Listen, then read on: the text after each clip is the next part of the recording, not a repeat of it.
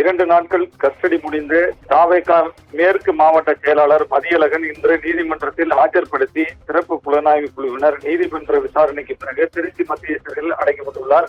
கடந்த 27ஆம் தேதி அன்று கரூரில் நடைபெற்ற தமிழக வெற்றி கழக பரப்புரை கூட்டத்தில் ஏற்பட்ட கூட்ட நெரிசல் காரணமாக 41 பேர் உயிரிழந்தனர்.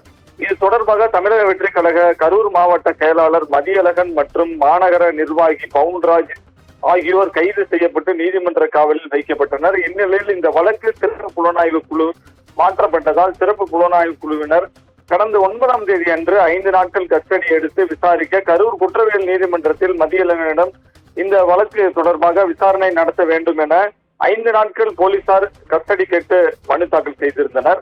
இந்த நிலையில் மதியழகனுக்கு சிறப்பு புலனாய்வு குழு 5 நாட்கள் கஸ்டடி கேட்டிருந்த நிலையில் 2 நாட்கள் கஸ்டடி கொடுத்து நீதிபதி உத்தரவிட்டிருந்தார். அதனைத் தொடர்ந்து விசாரணை மேற்கொண்ட சிறப்பு புலனாய்வு குழுவினர் 2 நாட்கள் கஸ்டடி முடிந்து இன்று மதியழகனை குற்றவியல் நீதிமன்ற எண் 1 ஆஜர்படுத்தி பின்னர் நீதிமன்ற விசாரணைக்கு பிறகு நீதிமன்ற காவலுக்காக மீண்டும் அவர் திருச்சி மத்திய சிறைக்கு போலீசார் பாதுகாப்புடன் அனுப்பி வைக்கப்பட்டார் என்பது குறிப்பிடத்தக்கது.